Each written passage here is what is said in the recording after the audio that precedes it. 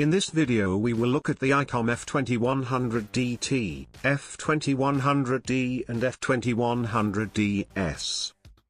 To release the battery, slide down the two clips on the back of the battery and remove from the radio. To reattach the battery, align the base of the battery with the radio and clip into place. To power on the device, turn the dial clockwise and set to the desired volume level. Turn the channel indicator to the desired channel. An emergency alarm can be triggered but will only be received on the same channel as initially activated on. Hold the orange button for 2 seconds to activate the alarm. To disable the alarm, hold the emergency button for 1 second. Restarting the radio will also clear the alarm.